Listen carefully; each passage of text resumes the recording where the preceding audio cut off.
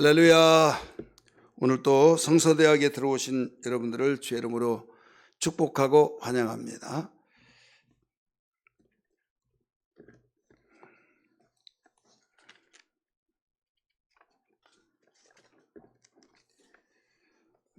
우리 베드로 우리 전서 31페이지 우리 주제에 대해서 우리 공부합니다. 31페이지 주제. 이 베드로전서의 핵심적인 것은 교회 주님께서 지상 명령을 내리시는데 그 지상 명령을 순종하지 아니했을 때 은혜 받으니 게 좋잖아요. 편안하고 기쁘고 방언도 하고 또 이 마음속에 일단 평안하고 기쁨이 충만하고 교회 가고 싶고 그래서 기도도 열심히 하고 그렇지만은 예루살렘과 유대와 사마리아 땅 끝까지 내 증인이 되리라 하신 말씀을 듣지 아니하고 날마다 모이기를 힘쓰는데 이것들 봐라, 내가 지상 명령을 내리는데 그 말은 하지 않고 재미있고 좋다고 모이기만 하고 그러면 안 되지 하면서 계속 참고 참으시다가 우리 주님은 핍박의 바람을 불어넣어서 할 수 없이 본의 아니게 원치 않는데 흩어지게 된 거죠. 죽인다고 하니까 잡아다가 가두고 죽이고 그러니까 다 피난한 거예요. 그래서 오늘날 터키 내륙으로 막 들어가서 거기에서 본부인 사도들의 모든 지시를 받고 그 다음에 힘들고 가면 갈수록 이제 힘이 빠지잖아요. 재미도 없고 고생도 하고 우리가 집 놔두고 고국 놔두고 이게 뭐냐 하면서 신앙이 흔들리며 이럴 때 격려하고 위로하고 소망을 주기 위해서 베드로 사도는 편지를 썼다. 그 내용이 첫 번째 편지는 베드로 전서, 두 번째 편지는 베드로 후서다. 이런 내용을 여러분 전체적인 큰 그림을 보고 알아야 될 줄 믿습니다. 우리 같이 기도하겠습니다. 하나님 감사합니다. 오늘 또 저희들 성서대학 베드로전서를 마무리하는 단계에 저희들 되었습니다. 주께서 함께 하시고 그동안 배웠던 모든 말씀들을 우리는 잃어버립니다. 하지만은 성령께서 필요할 때마다 깨닫게 하시고 저희들 그때마다 유사시에 말씀이 무기가 되어서 모든 환경을 이기며 상황을 지혜스럽게 풀어가며 우리에게 복된 자가 되게 하여 주옵소서. 오늘도 가르치는 종을 사용해 주시고 듣는 우리 모든 성도들 피곤치 않고 세임 주시고 주님 맑은 계시에 정신을 주셔서 주님 알찬 교육의 시간이 되게 하여 주옵소서. 예수님 이름 받들어 기도하옵나이다. 아멘.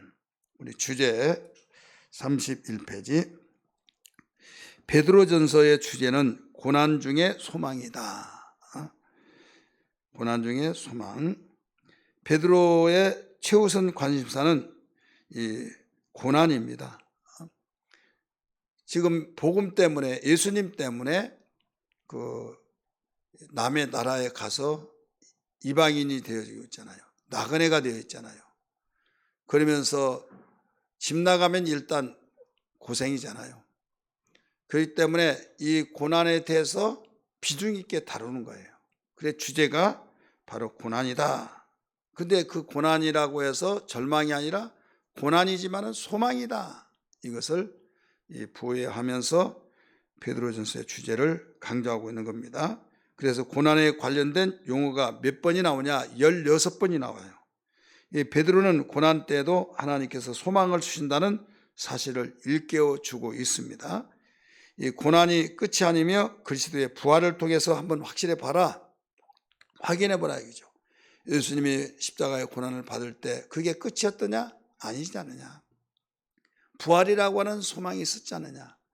너희들도 똑같다. 이 고난이 너희가 죄를 짓고 고난을 받았으면 모를지라도 그건 회개할 일이지만은 예수님 때문에 복음 때문에 하나님의 뜻대로 살려고 고난을 받으면 하나님이 다 기억하셔서 그걸 영광으로 바꿔준다.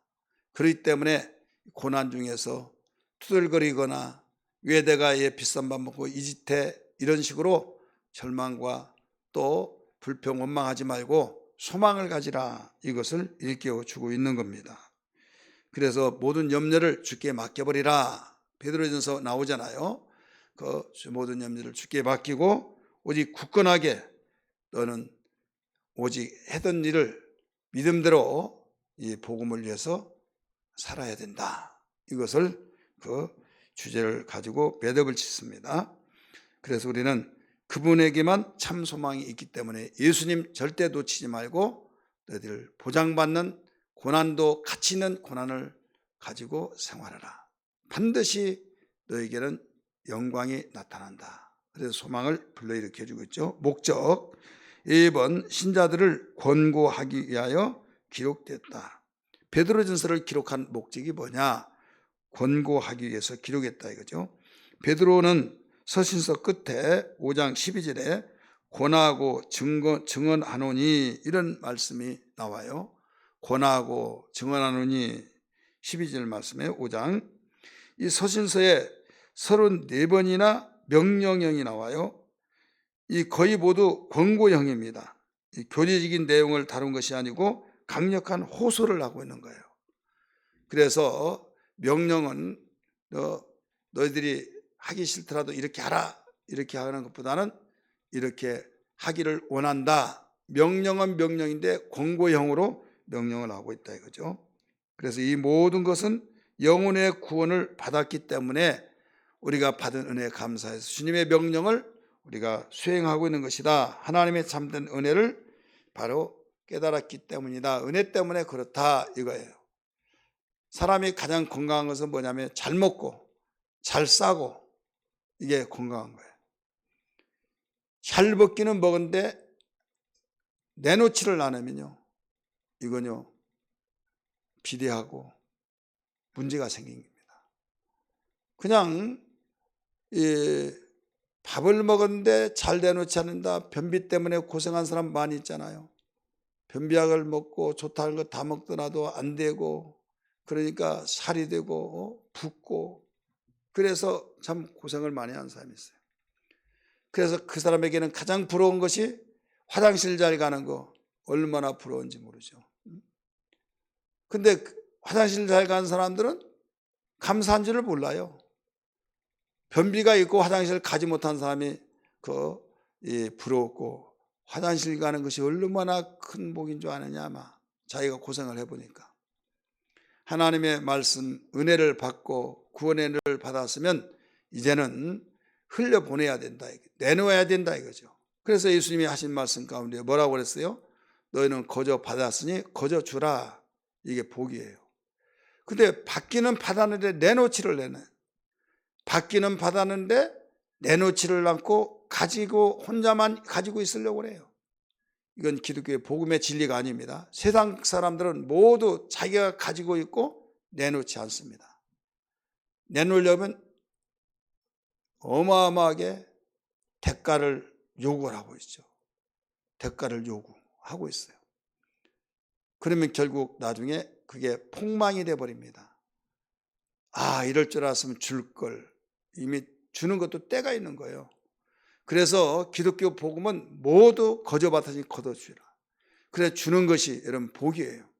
그래서 우리는 믿음으로 하나님께서 은혜를 주셨고, 또 믿음으로 주고 명령 말씀에 의해서 주면요, 그것은 더 좋은 것으로 생겨난 걸 알아야 될 줄 믿기 바랍니다.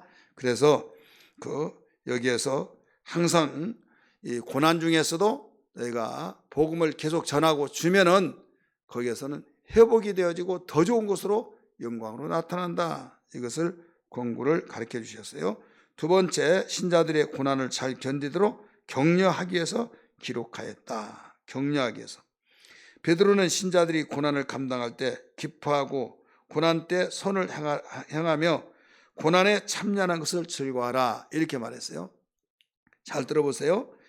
베드로는 신자들에게 고난당할 때 기뻐하라는 거예요. 1장 6절에, 시간이 없어서 성경을 우리 찾지 못하지만은 여러분 적어서 보시기 바랍니다. 1장 6절에 고난을 당할 때 기뻐하라.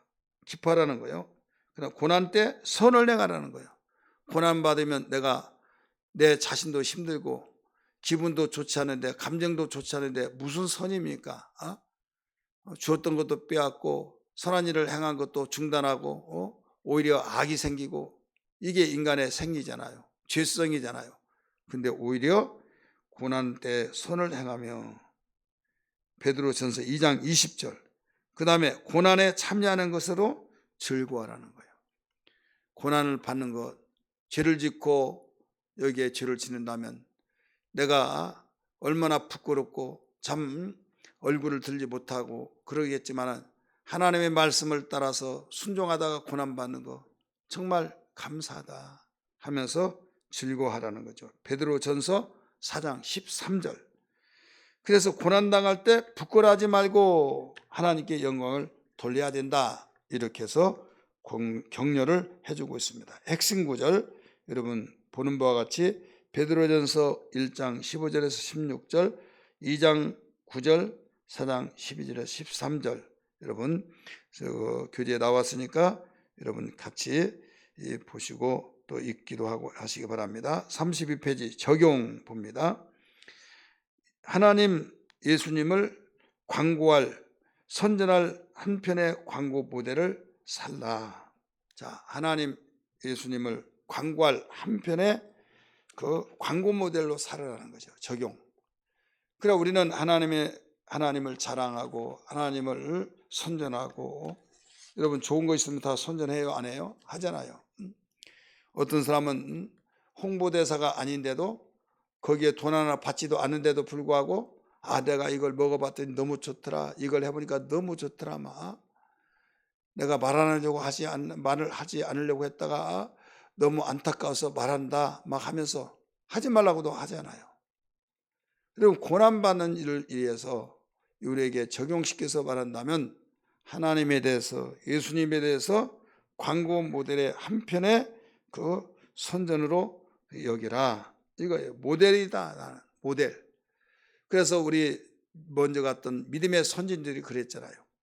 여러분이 예수님이 공생의 초기에 복음을 전할 때 마태복음 5장이잖아요. 4장 물론 17절부터 전하였지만은 가르치기 위해서 마태복음 5장 3절에 예수께서 산에 오르사 입을 열어 가르쳐 가라사대 하시면서 10년이 가는 자는 복이 있나니 하면서부터 10절, 12절까지 무슨 말씀이 나요? 나를 인하여 핍박을 받는 자는 욕을 먹는 자는 복이 있나니 이렇게 나와요. 나를 인하여 핍박을 받고 욕을 얻어먹는 자는 복이 있나니 하늘에서 상급이 큽니다. 이는 너희들보다 앞서갔던 선지자들이 다 그와 같은 길을 겪었다, 받았다. 광고 모델이 되었어요. 하나님의 뜻대로 살려고 하는 사람들. 그러면서 예수님이 그 언급을 하신 거예요. 그러니까 이것이 복이라는 거죠. 다른 사람은 비싼 밥 먹고 내가 이런 소리를 들어가면서 예수를 믿어야 하느냐 하면서 그런 소리 안 들으려고 주님의 말씀을 저버리고 내 마음대로 사는 사람이 있고 어떤 사람은 주의 말씀대로 살다가 그런 일을 고난을 당하기도 하고 그렇다면 우리는 이것은 하나님이 인정하시고 이것은 하나님의 뜻대로 살려고 하는 증거 중에 하나다.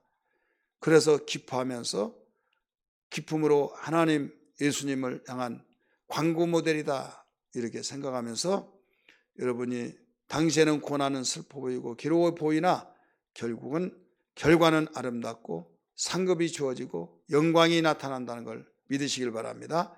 믿음의 후손들에게도 자랑거리가 되고 우리 할아버지는 증조 할아버지는 우리 할머니는 이러이런 분이라고 하면서 여러분 얼마나 대견스럽게 여기고 자랑스럽게 하고 존경스럽게 여기면서 그 발자취를 따라간다는 걸 알아야 될 줄 믿기 바랍니다. 이 선전이라고 하는 것은 이 선포라고 한 말과 같이 사용됩니다.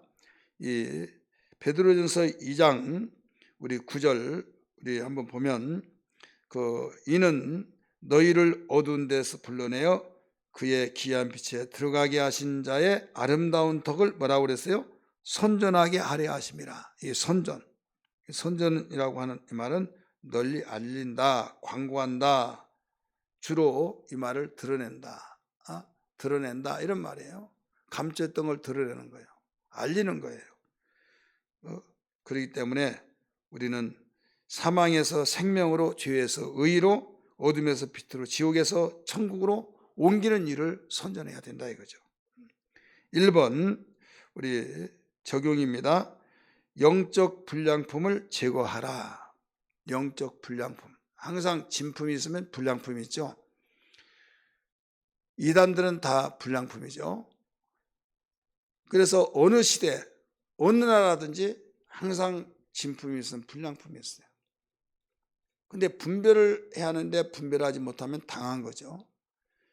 여러분, 돈, 공식적인 기관에서 발행하는 진폐가 있어요. 진짜 화폐, 정부에서 인정하고 그 돈을 사용하고. 그런데 누가 볼 때, 전문가가 보기 전에는 유사 똑같고 분별하기가 힘든 똑같은 것이 유통이 되고 있다 이거죠. 그래서 진짜 그걸 분별할 수 있는 눈이 있는 사람은 이거 가짜다, 그래서 신고를 하죠. 가짜를 사용하면 처벌을 받습니다. 여러분, 복음도 마찬가지예요. 우리 신앙도. 그래서 신앙 영적 생활도 진짜 진리에 바로 서서 우리가 신앙생활을 해서 하나님께 사랑을 받고 아무 탈 없이 인정받고 오히려 칭찬 속에서 우리 가슴이 뿌듯하지만은, 마음이 평안하지만 진짜 사용하면 뿌듯하잖아요. 그런데 이 법을 또 가짜를 내가 알면서 사용한다면 얼마나 불안하겠어요. 불안하고. 그와 같이 반드시 불량 영적 식품, 이것은 빨리 제거해야 된다 이거죠. 2장 1절에 우리 한번 같이 읽을까요? 2장 1절 시작. 모든 악독과 모든 기만과 예식과 시기와 모든 비방하는 말을 버리고, 이렇게 나오죠. 버리고. 그래서 이 불량 영적 식품이다, 이걸 버려야 된다. 우리의 구원의 보배로운 피로 말미암아 이루어진 이 구원, 예수님의 피로 말미암아 이루어진 거예요. 보배로운 피, 그래서 보배피야 이렇게 말하잖아요. 보혈이라 이렇게 말하죠. 보배로운 피를 줄여서 보배로운 피를 줄여서 보혈이라 이렇게 말하고 있어요. 그래서 우리는 이 예수 그리스도의 피를 통하지 않고는 절대 구원이 없다.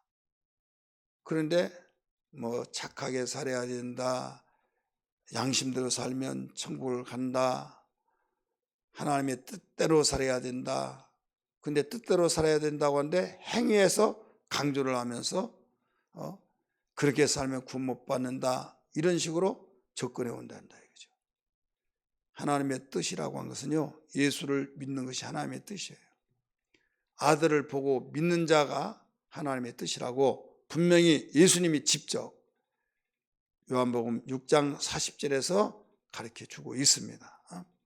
하나님의 뜻이 무엇이냐고 물어볼 때 내 아버지의 뜻은 아들을 보고 믿는 것이 아버지의 뜻이니라, 이렇게 가르쳐 주고 있죠. 요한복음 6장 40절에. 악독이란 건 뭐예요? 다른 사람을 향해서 악한 마음을 품는 것이 악독이에요. 기만이란 건 뭐예요? 속임수를 말한 거예요. 불순한 동기를 통해서 다른 사람을 의식적으로 속이고 있는 거예요. 그 다음에 예식은 위선이죠. 삶의 불일치, 말하고 행동하고 다른 거죠. 시기는 다른 사람이 가지고 있는 물질이나 다른 사람이 받는 사랑, 관심, 인기 등을 부러워하면서 그걸 부정적으로 말하는 것이 바로 시기예요. 비방하는 말, 혼담, 누구나 거슬리게 하는 말, 이런 뒤에서 물어 뜯는 것, 이것이 바로 비방하는 말이에요. 그래서 우리는 영적의 사람들은 이럴 수가 없습니다. 영적의 사람이 이런 것이 있다면 다 불량식품이다 생각하고 우리는 버릴 줄 알아야만 됩니다. 두 번째, 적용해서 베드로전서를 우리 적용하면서 두 번째, 건강식품을 꾸준히 취하라. 건강식품을 꾸준히 취하라는 거예요. 베드로전서 2장 2절에서 3절 같이 읽을까요? 시작. 갓난 아이들 같이 순전하고 신령한 젖을 사모하라. 이는 그로 말미암아 너희로 구원에 이르도록 자라게 하려 합니다. 너희가 주의 인자하심을 맛보았으면 그리하라. 이 순전하고 이 말은 허위나 가식이나 속임이 없는 상태를 말하고 있는 거예요. 그래서 건강식품은 하나님 말씀이에요. 하나님 말씀을 어린아이가 젖을 꿀꺽꿀꺽 삼키듯이 우리가 꾸준하게 먹다가 보면 이제는 젖에서 또 단단한 식물까지도 먹고 그래서 장성하게 된다는 걸 알아야 될 줄 믿습니다. 2번 건강식품 2번은 건전한 가르침을 받아야 된다. 건강식품이 뭐냐? 건전한 가르침. 배우기는 열심히 배운데 이단하게 배운다. 이상한 것을 배운다. 담임 목사님이 알지 못하는 것을 쉬쉬쉬하면서 배운다. 여러분 떳떳하면 왜 쉬쉬쉬합니까? 절대 목사님한테 말하지 마. 누구한테 말하지 마. 여기는 함정이 있는 거예요. 문제가 있는 거예요. 여러분 대한민국 사람이 나 대한민국 사람이다 한데 쉬쉬쉬하면서 대한민국 사람인 체 하면서 사는 사람. 외국인이 왜 외국인이라고 하면 얕보고 또 임금을 조금 주고 그러니까 쉬쉬하고 이런 경우도 있어요. 제가 아는 어떤 분은요. 한국말 참 잘합니다. 조선족이에요. 그런데 절대 조선족 말하지 않습니다. 왜? 바로 그런 이유 때문에. 그러니까 우리는 예수 믿고 정말 내가 배운다고 하면 특별히 가르치지 않는 교회가 없잖아요. 다 가르치잖아요. 만약에 가르치지 않는 교회에 있다고 한다면 목사님 저 좀 가르쳐 주세요 하면 안 가르쳐 줄 사람이 누가 있겠어요. 특별히 우리 교회는 가르치기를 좋아하고 가르치는 교회잖아요. 그런데 내가 섬기는 교회에서 배우지 않고 남의 다른 데서 배운다. 그리고 쉬쉬하서 배운다. 이건 문제가 있는 것이다 이거죠. 목사님들마다요 성경관이 달라요. 예수 그리스도를 믿어야 구원받는다고 하는 것은 대부분 같지만은 여러분 인본주의냐 신본주의냐 거기서부터 판이 달라져요. 똑같은 성경을 가지고 어디에 바로 속하느냐. 그렇기 때문에 결국 그 처음에는 출발은 잘하는데 본질이 다르기 때문에 달라진 거예요. 우리가 합심으로 기도할 때 한국교회의 교회 본질과 예배의 본질을 퇴색되지 않고 본질이 변하지 않게 해달라고 기도하잖아요. 간판은 다 교회예요. 거기에 구조가 다 모든 교회가 가지고 있는 게 다 있어요. 근데 뭐가 달라요? 어떤 교회는 세상이 이러니 이렇게 좋아하는 대로 해야 된다. 그러면 요거도 먹는다. 그러면 하나님 영광 가려운다. 우리가 정부의 말을 잘 들어야지 하면서 정부의 말 듣지 않으면 이건 잘못된 교회고 그러면서 코로나 방역을 통해서 거기에 말 잘 들어야 좋은 교회고 거기에서 들어봐 가지고 우리가 지킬 건 지키지만 예배를 방해하고 예배를 법으로 제재시키면서 그런다. 여러분 대한민국 헌법은 예배는 보장이에요. 기본법이에요. 기본권이에요. 여러분 조례의 방역법에 의해서 제재시키는 거 이건 하위법입니다. 상위법에 의해서 여러분 모법에 의해서 하위법은 지배를 받아요. 하위법은 하지 마라. 상위법은 하라. 그러면 똑같은 법인데 어떤 법을 우선으로 여겨야 하냐? 상위법이에요. 그래서 대한민국 헌법에는 종교의 자유법이 있다 이거죠. 그래서 똑같은 그 형평성을 잃어버리고 그 백화점들은 운영하게 놓아두고 또 교육에 나오나가 이 콘서트 하는 데는 5,000명 모인 데는 놓아두고 왜 교회가 그렇게 큰데도 교회에 19명뿐이 못 드린다 뭐한다 하면서 제재하고 이게 형평성이 맞습니까? 틀리잖아요. 그러니까 우리는 그렇게 다 모일 적이도 없지만은 여러분 그렇게 교회에서 거부하면서, 정부에서 거부하면서 예배드리고 이런 것을 우리는 같이 덩달아서 잘못됐다, 그러니까 핍박을 받아, 여러분 그렇게 우리가 비난해서는 안 되는 거예요. 왜? 참 존경스럽다. 이렇게 하지는 못할 망정 여러분 비난해서는 안 된다 이거죠. 은평 제일교회 그 부분을 법원에 해서 이겼잖아요. 잘못됐다. 그래서 강행해서 그 반대했던 것을 정부의 법에 승소해 가지고 이겼어요. 왜 그러냐면 헌법에 종교의 자유, 기본법. 그러니까 아무리 방역법이 있어서 정말 중요하지만은 하려면 똑같이 형평성을 잃어버리지 않고 똑같이 적용을 해야 하잖아요. 왜 교회만 적용을 하면서 제재시키냐? 이건 내적인 면에서 기독교를 말살시키려고 하는 것이 아니야. 이 방역 때문에, 코로나 때문에 2년째 되어지면서 교회가 무너지고 없어지고, 근데 얼마나 많고, 그 가운데 교회가 타락되어지고 교인들은 완전히 형식주의가 되고 편의주의가 되어지고, 그렇지 않습니까? 그래서 똑같은 교회라 할지라도 담임 목사에게 배워야 된다. 내가 다닌 교회에서 가르침에 배워야 된다. 왜 그러한가 하면 본질이 달라요. 인본주의 교회냐 신본주의 교회냐. 인본주의는 논리적으로 현실적으로 와 탁해 잘 쏙쏙 들어오게 임시 먹기에는 곶감이 달다고, 단맛이 여러분 입맛을 돋군다고. 그러나 거기에 당뇨병 들어요. 쓴맛은 싫어하잖아요 대부분. 여러분 하나님께서 우리에게 진리에 있어서 신본주의, 하나님이 요구하신 것을 우리가 듣고 아멘하고 순종하는 것, 그래서 건전한 가르침을 받아야 된다. 이것은 여러분 정말 많은 사람이 교회 다니면서 어디 가서 배워봤더니 너무 좋다, 쏙쏙 들어오고 너무 나는 마음에 정말 기쁘고 뿌듯하고 막 이러더라. 여러분 인본주의냐 신본주의냐 몰라요. 말하려면 배우려면 내가 이렇게 배우고 싶은데 목사님한테 허락받고 또 목사님 알아보고 가도 좋다 가지 마라. 여러분 이런 가운데 옹졸해 가지고 벤쟁이만한 속이에요. 바로 목회자가. 그래서 못 가게 하려고 한 것이 아니라, 거기에 물든다고 한 것이 아니라, 여러분 잘못 가르쳐서 잘못 배우면 영혼을 망친다 이거죠.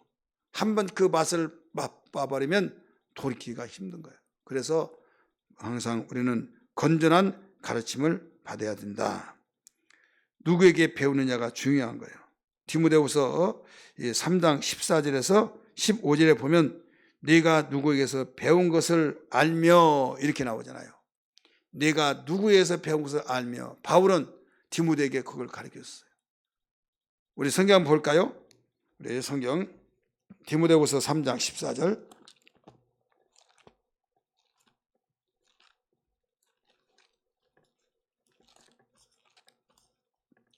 (3장 14절입니다) 시작. 그러나 너는 배우고 확실한 일에 거하라. 너는 네가 누구에게서 배운 것을 알며. 바울은 누구에게서 배웠던 걸 아는 거예요. 그래서 그 누구에게서 배웠느냐 그러면 인정을 해주는 거죠. 목사님들 세계에서도요, 어느 교회에서 전도사 시설을 지내느냐, 어디에서 사역을 했느냐, 이게 굉장히 중요합니다. 그래서 어느 교회에서 사역했습니다 그러면 그 목사님을 알잖아요. 알면은 거기에서 좋은 교회에서 사역했다고 하면서 시체에서도 무난해요. 근데 어디에서요? 나중에 다 두들겨 봅니다. 또 연결령에서 확인해 봅니다. 알지 못하면. 그리고 이상한 교회에서 배웠다, 사역을 했다 그러면 검증을 많이 해요. 시체할 때 굉장히, 왜? 거기서 잘못 배웠던 것을 바로 잡아주기 위해서는 시체에서 바로 잡아줘야 된다 이거죠. 목회자들도 마찬가지고 우리 성도들도 마찬가지고, 그래서 건전한 가르침을 받아야 된다. 여러분 매우 중요하다는 걸 알아야 될 줄 믿습니다. 우리 두 번째, 우리 건강식품을 꾸준히 먹어라. 두 번째 비번, 스스로 말씀을 먹어야 된다. 여호수아 1장 8절, 디모데후서 3장 16절 말씀을 참고하면 됩니다. 먹여주는 말씀만 받아서도 안 되는 거예요. 어렸을 때는 먹여주는 젖꼭지를 물려줄 때만이 먹을 수밖에 없는 어린아이 시절 때는 별 수 없어요. 먹여줘야만 돼요. 그러나 이제는 점점 자라면서 이제는 그 어린아이 시절을 지나서 이제는 네가 먹어라. 밥 갖다 주면 밥 먹고 나중에는 해서도 먹을 줄 알고 그래서 그리스도의 분량에까지 장성하라. 이런 말씀을 우리가 알아야 될 줄 믿습니다. 세 번째, 올바른 자아상을 가져라. 베드로전서 2장 9절에서 10절. 이 자아상이란 내 자신의 역할이나 존재에 대해서 가지는 생각이에요.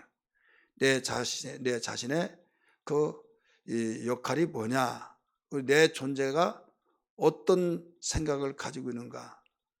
그래서 자아상이란 자기의 가치관의 모든 현상 속에서 모두 일어난 겁니다. 그래서 가치관이 불량하면요, 불량 생활을 하면서 그는 인격적으로 문제가 있는 거죠. 그래서 어떤 가운데서도 자아상을 바로 확립을 해야 된다, 이런 말이 있잖아요. 그래서 자아상을 바로 가져야 된다. 우리는 가장 자아상을 후회 없이 가지려면 우리는 성경의 하나님 말씀을 중심으로 해서 확립이 되어야만 됩니다. 가치관이. 자아상을 물으면 다 가치마다 다 달라요. 개개인마다 다 다릅니다. 다 다르기 때문에 열이면 열, 백이면 백. 그래서 그 자아상을 가지고 살면서 성공하면 이제 모든 사람이 이제 그 사람 봐라, 이 사람의 자아상이 이렇다. 그래서 거기를 따라서 합니다. 세상은 몰리면 우르르 몰리고 그렇게 몰리고 그렇게 대단하다고 칭송을 하고 홍보가 되어지고 그러다가 그 사람이 무너졌다. 그러면 와르르 그러면서 바로 썰물처럼 빠져나가 버려요. 옛날에 그게 칭찬하고 옛날에 그랬던 것이 언제 그랬냐 하고 예민해 버립니다. 근데 그 사람들이 가지고는 자기 철학, 자기 자아상을 하나님 말씀을 기초하지 않고 세워 나간 사람은 시대를 잘 만나서 시대의 흐름에 따라서 맞아떨어지면 성공하는 거예요. 근데 시대는 항상 제자리에 있는 거 아니잖아요. 급변한 사회생활 속에서 옛날 10년이면 강산 변한다고 하는데 지금은 5년이면 변한, 이제 5년도 아니에요. 아파트 옛날에는 한 5년씩 걸렸어요. 근데 3년, 이제 3년도 아니더라고요. 만 2년, 여유 있게 3년. 이렇게 고층 빌딩이 올라가더라도 막 급변한 가운데 있는데 또 그 과학시대에 정말로 아주 무섭게 하루가 다르게 달라지는 가운데 시대는 이렇게 바뀌어진데 그 사람이 과거에 그 가졌던 자아상이 그때는 인정을 받고 모든 사람의 칭송을 받았지만은 나중에 그대로만 가지고 있다고 한다면 나중에는 휴지 조각이 되듯이 그 자아상은 아무런 쓸모가 없을 때가 있어요. 그러니까 그동안에 여러분이 가지고 살았던 것을 그것 가지고 계속 사용하려면 그때는 되는데 안 되고 비난을 받고 여러분 얼마나 속상하겠습니까? 아, 그때는 왜 안 되지? 끝까지 고집 부리고 나가고 안 된다 이거죠. 근데 아무리 세대가 변한다 할지라도 변치 않은 것이 있어요. 그게 하나님 말씀인 걸 믿기 바랍니다. 그래서 자아성을 가지더라도 기초를 어디에 둬야 하느냐? 하나님 말씀에 둬야 해요. 성경에 둬야 해요. 성경관을 중심해서 자아상이 확립되면 하나님이 보장하시고 하나님이 약속을 실행하시고 세상이 아무리 변한다 할지라도 절대 변하지 않은 사건인 것을 알아야 될 줄 믿습니다.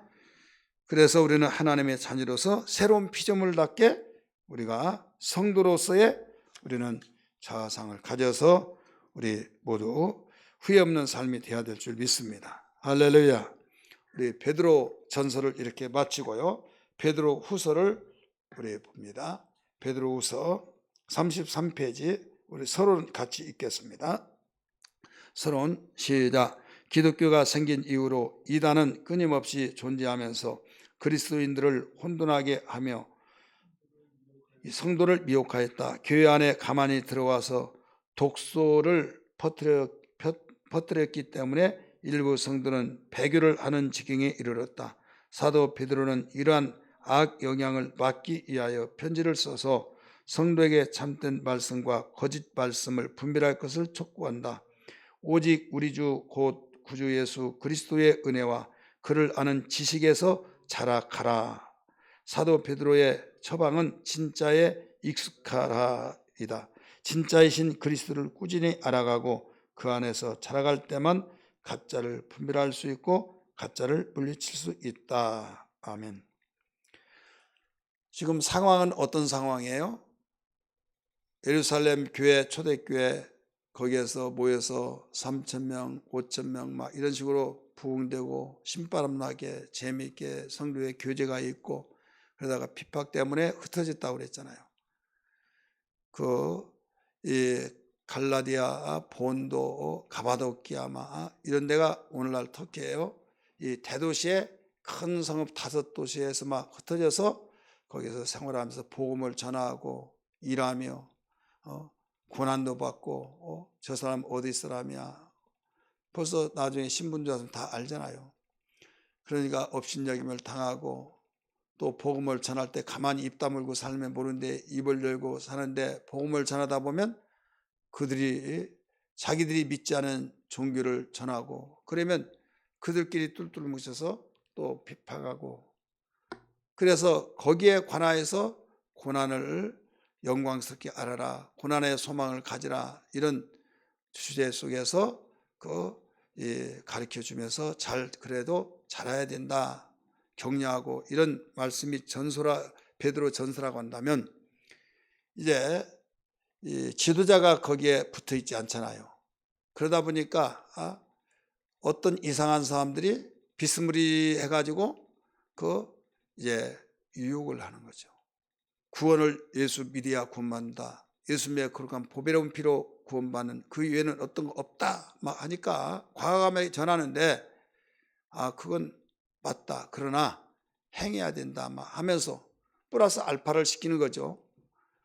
이제 이런 식으로 그러니까 이단이란 말 많이 듣죠. 이단은 이방 종교가 아닙니다.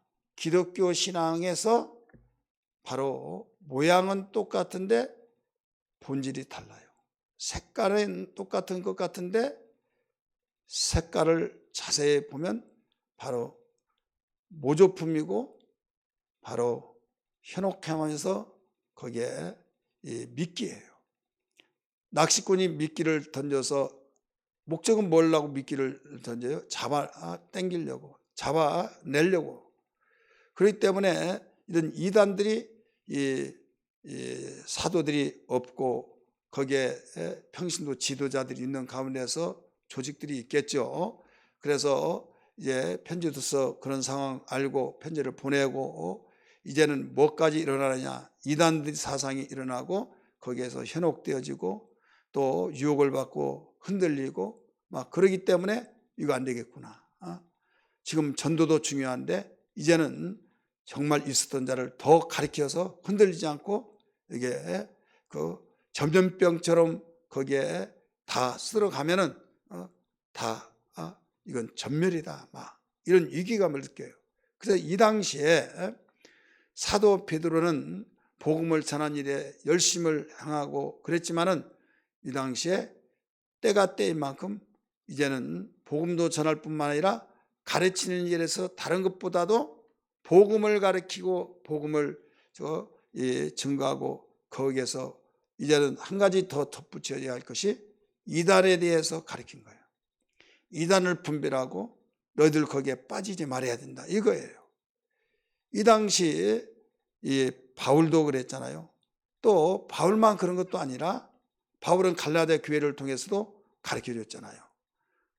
모든 서신 가운데서 문안 인사를 해요. 그런데 갈라디아서는 얼마나 다급했던지 문안이 없어요. 내가 전하지 아니한 다른 복음을 전하면 저주를 받을지어다 하면서 가르쳐 막 훈계를 한 거죠. 너희가 나를 그리스도와 천사처럼 대우하고 대접하고 눈이라도 빼줄 정도로 했지만은 나를 원수로 여기느냐, 너희의 복이 지금 어디냐 막 하면서 야날치면서 나중에 내가 다시 해산의 수고를 하면서까지라도 너희 되돌려 놓겠다 하면서 그 갈라디아서를 썼잖아요. 갈라디아서는 이단에게 돌아간 자들을 다시 돌려놓기 위해서 쓴 책이 갈라디아서예요. 그러면 바울과 또 베드로만 그러냐? 그게 아니에요. 사도들이 총동원되어서 그랬어요. 거기에 그 야고보도 그랬잖아요. 야고보서 신에 여기에서 행함을 믿기만 한다고 하면서 완전히 진짜의 믿음을 가지지 않은 그들에게 행함 있는 온전한 믿음을 가져야 된다. 이걸 바로 가르쳐 줬고, 또 사도 요한도 그랬잖아요. 요한서가 얼마만큼 믿음에 대해서 적그리스도에 대해서 가르쳐 주잖아요. 그러면서 그들에게 한두 번 훈계 가지고 거기에 말 듣지 않으면 내버려 두라. 그러면 그들에게 인사도 하지 마라. 인사한 자는 악한 일에 참여한 자다. 막 이러면서까지 요한 2서 3서는 그걸 가르쳐 주고 있잖아요. 그래서 이와 같이 이 모든 사도들이 이단에 대해서 당시에 이단이 우죽스트로 왕성하게 일어날 때 그걸 잠재우고 거기에서 분별하고 거기에 빠지지 않고 돌이키기 위해서 가르쳤던 것을 알 수가 있어요. 사도들이 있는데도 그런데 사도들이 없을 때 얼마나 좋겠어요. 그래서 여기에 쫓아다니면서 교통수단도 좋지 않은데 쫓아다니면서 할 수도 없고 그 많은 사람을 일일이 찾아가서 할 수도 없고 편지를 써서 돌려서 읽게 하고 이걸 해결하기 위해서 썼던 것이 베드로후서다. 이것이 전체적인 베드로후서의 개요입니다. 2번, 베드로후서는 연대적으로 일반 서신 중 세 번째로 기록된 서신이다. 세 번째. 우리 34페이지 그 비번, 베드로후서는 베드로의 백조의 노래이다. 백조. 우리 로마 글자 두 번째, 우리 로마 숫자 두 번째 저자 1번, 베드로후서의 저자는 베드로다. 베드로후서 1장 1절에 예수 그리스도의 종이며, 시몬 베드로라고 분명히 밝히고 있어요. 자신이 예수 그리스도의 종이며 사도인 시몬 베드로라고 분명히 밝히고 있어서 이 서신서 둘째 편지는 바로 이 베드로다. 비번, 저자는 자신의 임박한 죽음에 대해 예고하고 있다. 1장 14절에 가르쳐주고 있어요. 1장 14절에 보면 저자인 베드로는 예수께서 예견하셨던, 예수님이 어떤 것을 예견하셨어요? 요한복음 21장 18절에서 19절, 요한의 아들 시몬아 내가 나를 사랑하느냐 쭉 이야기하시면서 네가 젊었을 때는 네 마음대로 다녔지만 늙어서는 띠를 띄어서, 이런 말이 있잖아요. 띠를 묶어서 끌고 다닌다. 그래서 이건 주님이 죽을 것을, 순교할 것을 예언하고 있는 거예요. 그렇기 때문에 자신의 죽음에 대해서 이야기를 하고 있다는 것을 말하면서 이는 1장 14절에 이는 우리 주 예수 그리스도께서 내게 지시한 것 같이 나도 나의 장막을 벗어날 것에 임박할 줄을 알미라. 나의 장막을 벗어날 것을 임박한 줄 아노라. 자기의 죽음을 예견한 거예요. 예수님이 예언했죠.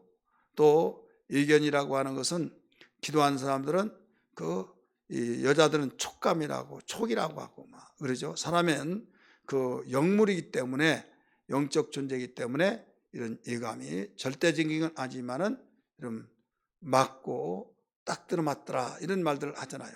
더군다나 기도의 사람들은, 영적인 사람들은 또 주님이 예언했던 말씀 모든 걸 볼 때에 예감을 하게 된 거죠. 바울도요 죽을 것을 예감했잖아요. 자, 세 번째, 저자는 자신의 변화산의 목격자라는 것을 이야기한다. 변화산에서 목격자. 예수님이 야고보, 요한, 베드로를 데리고 변화산에 가서 자신이 가운데 있고 양쪽에 모세와 엘리야가 있는데 이야기했던 그 사건이 있었잖아요. 그때 자신이 목격자다 이런 말을 하고 있어요. 그러면서 이 저자 자신이 그 베드로라는 것을 강하게 여기서 설명하고 있습니다. 우리 세 번째 기록 연대와 배경 1번 베드로후서의 기록 연대는 주 66년경으로 추정한다. 베드로가 이 서신을 둘째 편지라고 말을 했어요. 베드로후서 3장 1절 상반절에 보면 둘째 편지라. 그럼 그의 첫 번째 편지가 있다는 거죠. 이 첫 번째 서신은 주 64년경에 기록했어요. 그래서 베드로는 로마에서 주 66년경에 순교를 하였다고 전해집니다. 그래서 순교하기 직전에 이 서신을 썼다 이렇게 보아서 66년에 기록했다고 추정을 합니다. 비번 베드로후서의 수신자는 베드로전서와 동일하게 소아시아의 지방에 흩어진 성도이다. 소아시아, 오늘날 터키를 말하고 있어요. 비록 베드로후서의 1장 1절에서 2절 보면 예수 그리스도의 종이며 사도인 시몬 베드로는 우리 하나님과 구주 예수 그리스도의 이름을 힘입어 동일하게 보배로운 믿음을 우리와 함께 받은 자들에게 편지하노니 이런 말이 나와요. 그래서 동일하게는 소아시아에 있는 성도들에게 첫 번째 편지를 띄웠는데 두 번째도 동일하게 하면서 수신자들은 똑같다 이런 말씀이에요. 교회 안에 거짓 선지자와 거짓 선생들이 많이 있는데 이를 인해서 바로 편지를 쓰게 됐다는 것을 서두에서 말씀드렸던 것처럼 우리는 이런 상황 속에서 편지를 썼다는 걸 한번 연상을 해보세요. 우리 특징 봅니다. 특징. 베드로 후서에서는 주라는 호칭이 18번이나 사용됩니다. 주. 베드로전서는 그리스도라는 호칭을 22에 그 22번이나 사용하는 반면에 베드로전서는 그리스도라는 말을 사용했어요. 그런데 베드로후서에서는 우리 주 이런 말이에요. 우리 주 이런 말을 8번을 사용했어요. 또는 주라는 말을 10번을 사용해요. 그래서 18번을 표현을 많이 했어요.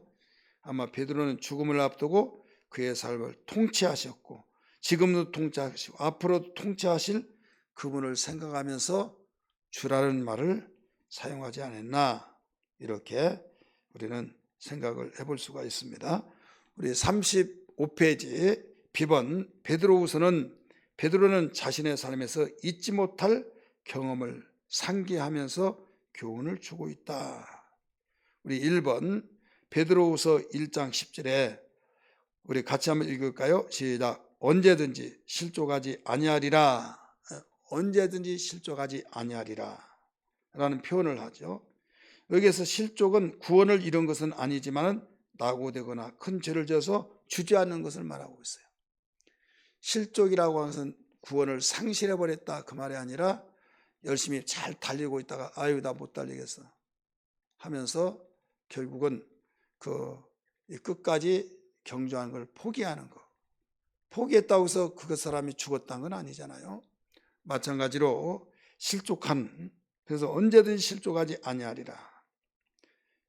그다음 2번 베드로후서 1장 12절에서 15절까지 보면 이 수신자들 곧 독자들에게 생각나게 함이라는 표현을 3번이나 씁니다. 생각나게 함이라 이런 말을 3번을 강조하고 있는데 말씀을 생각나게 하라는 것은 그가 뼈저린 체험에서 나온 것으로 수신자들을 사랑하는 마음에서 간절하게 권면하고 있는 거예요. 내가 했던 말 생각 안 나냐? 생각했으면 좋겠다. 막 이런 말 하잖아요. 그러면서 정말 자기가 좋으면 좋아서 안 좋으면 뼈저리게 느껴졌던 것. 자, 베드로는 어떤 뼈저린 아픔이 있을까요? 3번이나 주님 부인했던 것. 그게 생각이 나고 또 변화산산에서 영광스러운 것을 보고 너무나 좋아서 주님 원하시면 내가 여기 초막셋을 지켰나이다. 하나는 주를 위하여 하나는 모세를 위하여 하나는 엘리야를 위해서 지켰나이다. 할 때 그래라 그러지 않고 뭐라고 그랬어요? 모든 구름이 와서 가려버리고 이는 제 말을 들으라. 그는 내 사랑하는 아들이요 내 사랑 기뻐하는 자라 라고 하면서 예수님 말씀을 들어라. 초막 짓는 거 네 생각하지 말아라. 그것이 생각이 나겠어요, 안 나겠어요? 그걸 상기시키면서 말을 했던 거예요.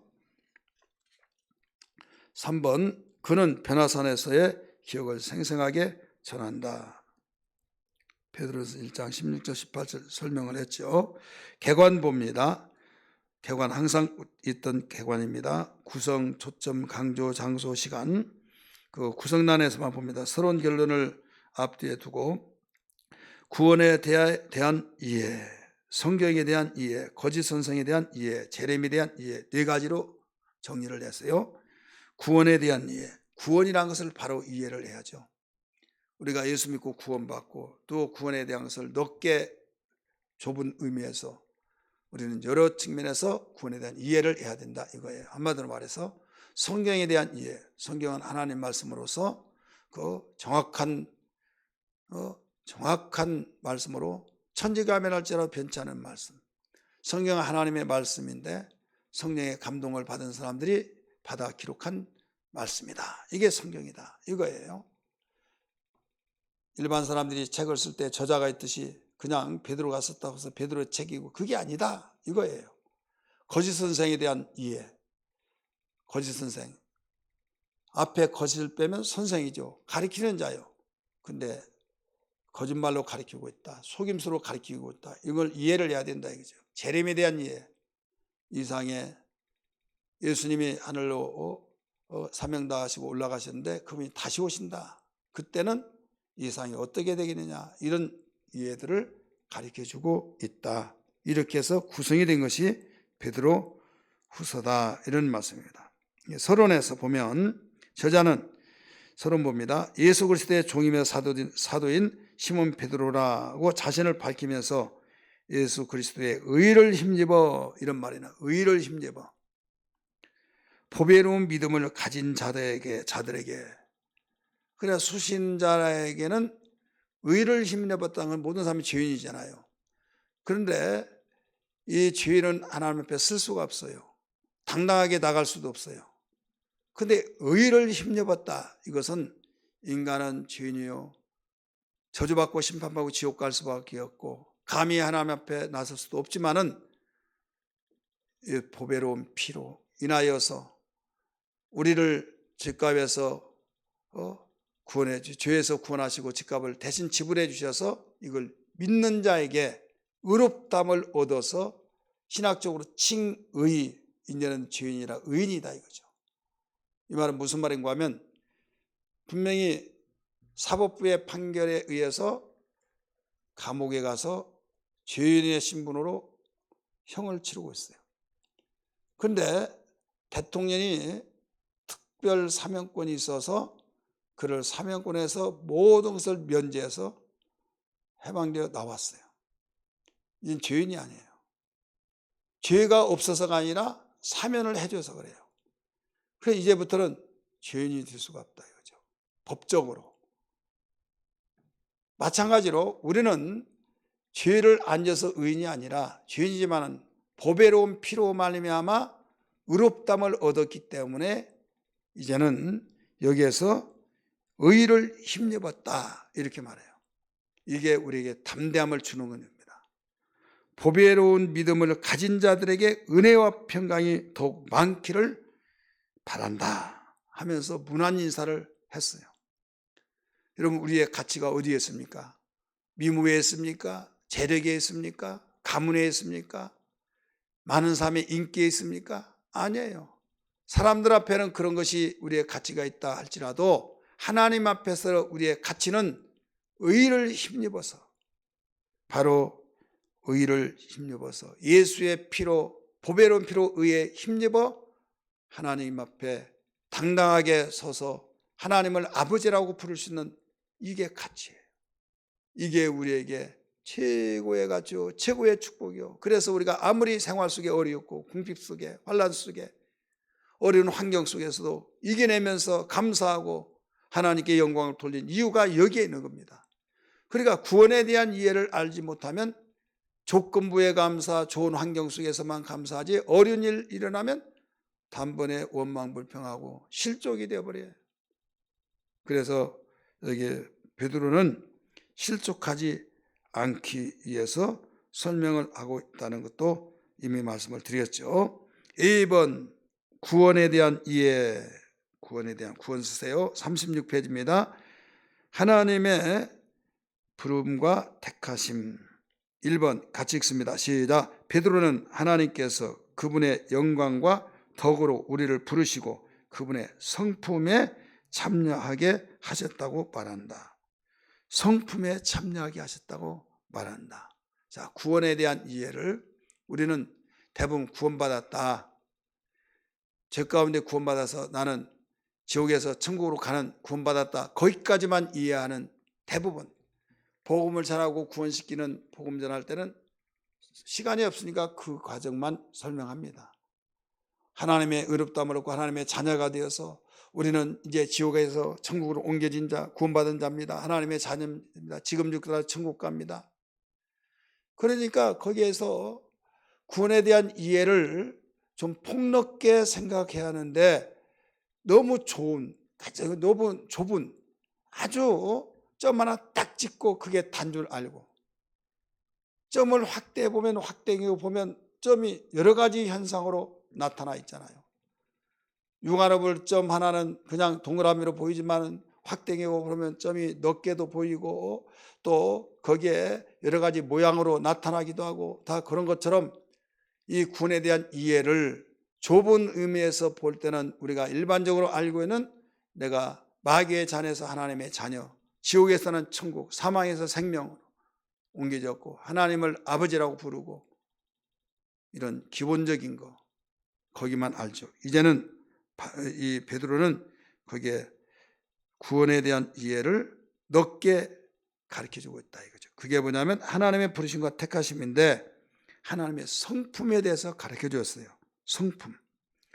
그래서 베드로는 그리스도의 신적 능력이 생명과 경건에 속한 것을 신자들에게 제공해 주어서 영광의 덕으로 이르게 하는 단계를 가르쳐 주고 있는 거예요. 그래서 그 단계가 그 8가지입니다. 그 단계가. 그래서 이 단계마다 그 한 단계 한 단계 바울도 가르쳐 줬잖아요. 에베소를 통해서 그리스도의 성품에 이르기까지 장성하기까지 자라갈지어다 이런 말씀이 나오잖아요. 그래서 내 신앙이 구원받은 자로서 하나님의 성품에 어디의 성품의 수준에서 지금 자라가고 있는가 이걸 볼 줄 알아야만 해요. 우리 한번 성경 볼까요? 베드로 후서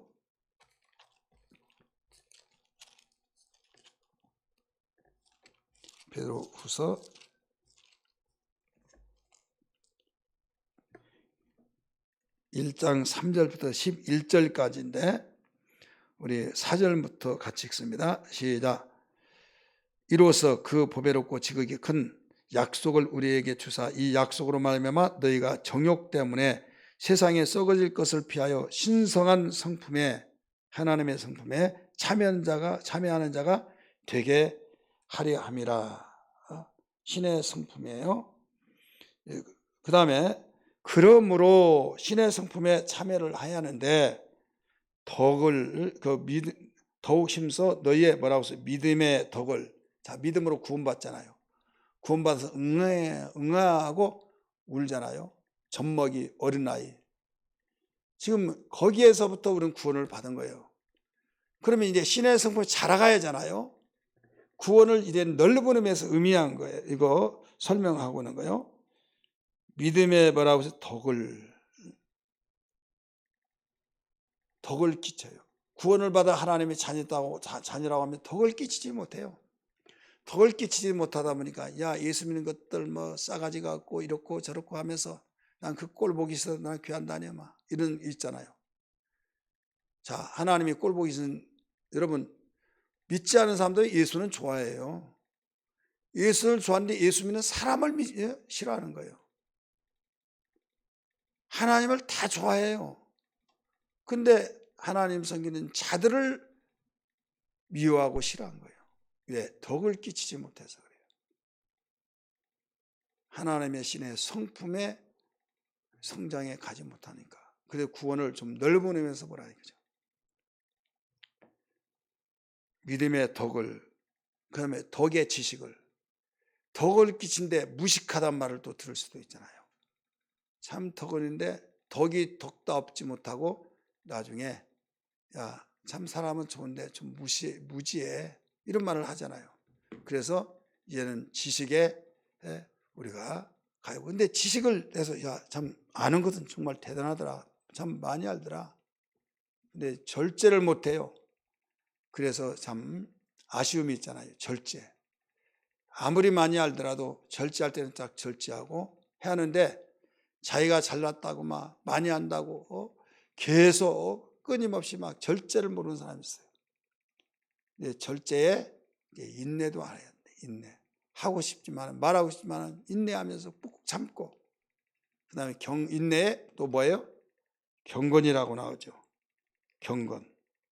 그 다음에 경건은 계속 우리의 거룩함을 지속하는 거죠. 경건의 형제 우애를. 여러분, 우리는 여기서 기도마 드릴 것이 뭐냐면, 경건을, 거룩한 말씀을 듣고 묵상하고 기도하고, 근데 형제 간에는 관계가 없어요.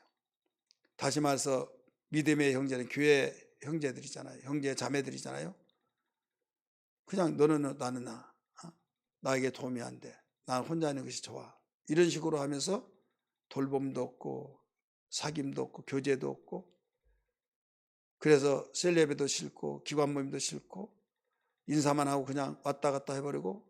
근데 믿으면 자기 혼자 믿으면 대단해요. 최고 좋아요. 그게 경건은 있는데 자기는 하루에 성경을 몇 장 읽고 나는 기도 몇 시간씩 하고 막 대단하게, 정말 그건 본받을 만하고 정말 그렇다고 하니까 그런 줄 믿고 정말 좋지만은, 근데 사랑이 없어요.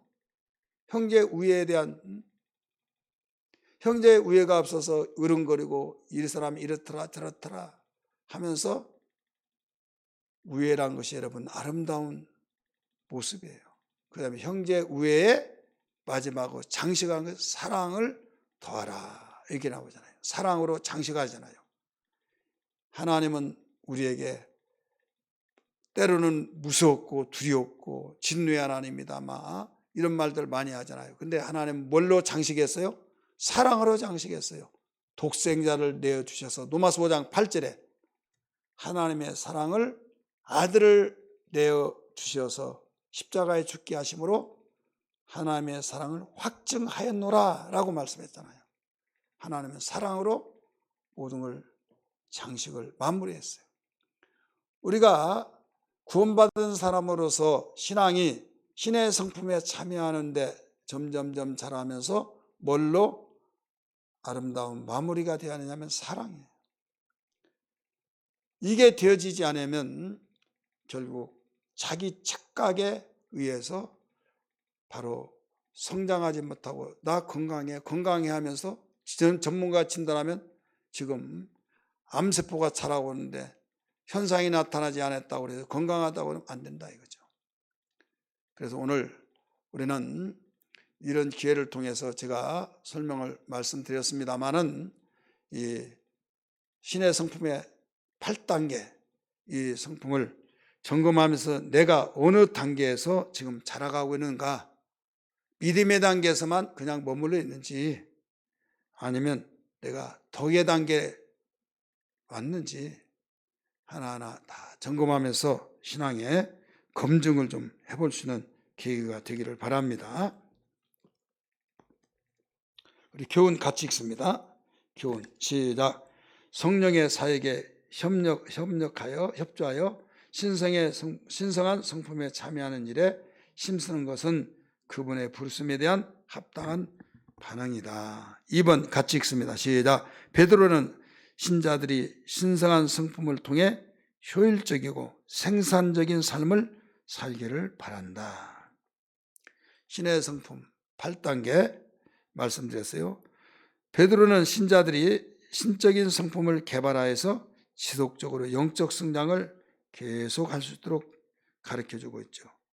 이 일을 하려면 게을리지 말아야만 됩니다. 게으르지 말고 하나님께 지혜를 구하고 말씀을 읽어서 우리가 성령의 도움을 적극적으로 받아야죠. 이러한 것들이 다 뭐라고 하냐면 열매라 이렇게 말하고 있어요. 그래서 게으르지 않고 열매 없는 자가 되지 않기를 바라고 있으면서 신의 성품이 없는 자들은 영적 근시안이며 바로 하나님이 베푸신 죄에 대한 은혜를 잊어버렸다고 말할 수가 있는 거예요. 우리 근시적인 면에서만 보면 앞에 것만 보이시죠. 우리 멀리 보는 거. 신앙은 멀리 보는 거예요. 멀리 보지 못하면 이런 말이 나와요. 왜 내가 교회 다니면서 이런 일을 당해야 돼? 왜 내가 교회 다니면서 이런 욕을 얻어먹게? 별의별 생각이 다 들죠. 그러나 그것이 말씀대로 살고 하나님의 뜻대로 살다가 그런 일을 당하면 멀리 보면 감사합니다. 주님, 내가 그러나 육체를 가지고 있기 때문에 힘든데 주님을 바라볼 때 나는 아무것도 아니죠. 나는 죄인이지만 주님은 죄인이 아니오 의로우신 하나님이신데 천지를 창조하신 분인데 피조물 된 인간에게 못 박혀 죽은 것을 볼 때 자존심도 얼마나 상했습니까? 그러나 나는 죄인이지만 하나님이 나를 사랑하셔서 의인되게 만드시고 구원받게 하시고 주님의 뜻대로 살다가 이런 일을 당하게 한 걸 죄를 짓다가 받는 것보다 10번 100번 감사합니다. 주님 부활로 우리에게 소망을 주신 것처럼 주님 나에게 영광을 바라보게 하신 것을 소망 주신 것을 감사합니다. 여러분 멀리 보면 우리에게 이런 힘이 생기잖아요. 근데 눈앞에 보면 감사거리가 나올 수가 없는 거예요. 그래서 소망이라는 단어를 우리에게 주신 거예요. 그래서 소망에는 뭐가 따라와요? 내가 움직이면 그림자가 따라오듯이 인내. 믿음에는 뭐가 따라와요? 일, 역사가 따라와요. 그래서 행함이 없는 믿음은 죽은 믿음이다 했잖아요. 사랑은 뭐가 따라와요? 수고가 따라와요. 수고의 극치가 뭐예요? 희생이에요. 그래서 데살로니가 교회를 향해서 바울이 칭찬해 줬던 것은 데살로니가 교회는 항구 도시잖아요. 용왕신, 곧 수신을 섬기고 그랬던 그들이 예수 믿고 복음을 듣고 변화되게 했는데 비판을 많이 받고 그럼에도 견뎌냈어요. 이때 칭찬했던 것이 뭐예요? 믿음의 역사와 소망의 인내와 사랑의 수고가 내게 들는데 내가 감사하며 기도했다. 가르쳐 줬잖아요. 한번 따라서 합시다. 믿음의 역사와 소망의 인내와 사랑의 수고. 변화가 되니까 바로 이렇게 되는데 이것이 넓게 확대시켜 보면은 신의 성품에 참여한 베드로가 말한 신의 성품의 8단계에 계속 나아가는 거죠. 그래서 우리는 근시적인 측면에서 보지 말고 우리 소망의 눈으로 보면서 아무리 어렵고 힘들지라도 견뎌낼 수 있는 믿음이 되어야 될 줄 믿습니다. 우리 교훈 같이 우리 3번이죠? 3번 읽습니다. 같이 읽습니다. 시작. 베드로는 신자들이 경건한 삶을 굳게 하면 낙오하지 않고 영원한 나라의 환영을 받을 것이라고 격려한다. 자, 경건한 삶을 굳게 하면 낙오하지 않는다. 자, 경건의 능력이 그래 중요합니다. 자, 출발은 잘했는데 낙오는 많이 해요. 만약에 그 중에 낙오자가 나라고 한다면 어떻게 될까?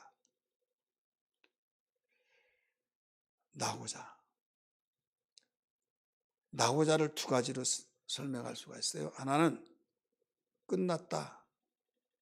근데 영광을 얻지 못한 거, 이걸 낙오자라고도 하고, 여기에서는 영광을 얻지 못했다는 거죠. 여러분이 출애굽기의 사건을 보면은요, 출애굽을 영적으로 애굽을 세상이라고 하고, 거기서 나오는 것을 해방되는 것을 영적으로 구원받았다 이렇게 말합니다. 그리고 홍해를 건너온 것을 침례를 받았다고 말합니다. 그 다음에 광야 생활을 뭐라고 그래요? 교회 생활이라고 그래요. 그 다음에 요단강을 뭐라고 하느냐? 우리의 최고의 마지막 길인, 영적으로 보면 죽음의 문턱이에요. 가나안 땅을 영원한 천국이라고 말하죠. 영적으로 이제 그렇게 말하고 있어요. 근데 광야 생활에서 출애굽에서 해방되어 나온 자들이 장정만 60만 명이라고 했는데, 신학자들은 어린아이, 여자들, 노인들, 이런 사람들을 합하면 300만이 된다, 어떤 250만 된다, 이렇게 말을 해요. 그래, 많은 무리들. 그러면 거기서 나온 사람은 다 구원 받았어요, 안 받았어요? 영적으로 보면 애굽에서 나온 자체가 구원 받았잖아요. 그런데 문제는 뭐냐면, 가나안 땅에 들어간 자는 여호수아, 갈렙밖에 없다. 애굽에서 나온 1세, 그 다음에 2세들이 이제 들어가게 된 거죠. 그러면 가나안 땅은 영원한 천국이니까, 그러면 가나안 땅에 들어가지 못했으니까 출애굽 1세들은 여호수아, 갈렙을 빼놓고 모두 지옥 갔다, 구원받지 못했다, 이렇게 말할 것이냐? 그렇게 말하기도 무리가 된다 이거죠. 분명히 가나안 땅은 천국이니까 그렇게 말을 해야 하는데, 그렇게 말한 것이 좀 찝찝하지 않습니까? 그러면 모세도 지옥 갔냐 이 말이에요. 모세도. 그건 아니잖아요. 이게 그러면 어떻게 해석을 해야 하느냐라고 말할 때, 이 베드로후서를 이해하면 여기서 연결이 되어져요. 지금 가나안 땅에 들어가지 못한 불평 원망에서 다 죽었던 자들, 그들은 영광을 보지 못했어요. 영광을 보지 못했다 이거죠. 그래서 하나님의 영광을 보지 못할 자가 있고 하나님의 영광을 볼 자가 있다 이거죠. 그래서 우리는 어떤 가운데서도 우리는 이미 믿음으로서 구원받아서 의로 담대함을 얻고 생활하지만은 경건의 능력을 통해서 계속적으로 경건의 삶이 필요하다. 경건의 삶을 통하여서 우리에게 낙오하지 않는 삶이 되어야 된다. 이게 기도의 제목이 되어요. 그래서 경건의 능력이 그렇게 중요하다.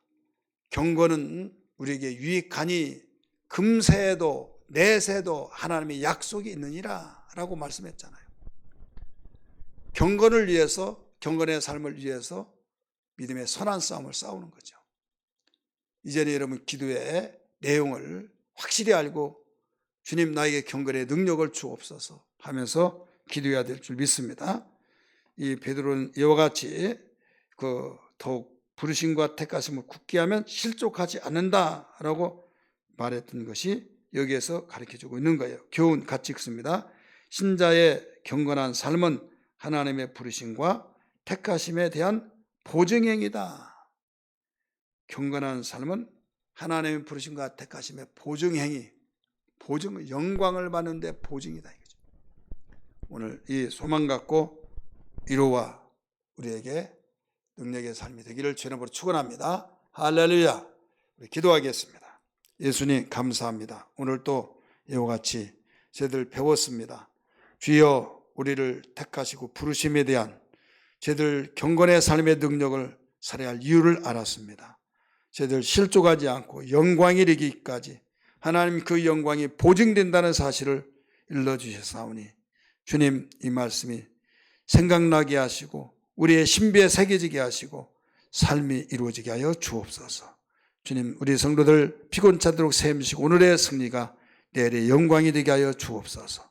예수님 이름 받들어 간절히 기도하옵나이다. 아멘. 할렐루야. 우리 수고들 했습니다. 우리 하나님께 영광의 박수 올리십시다. 수고들 했습니다.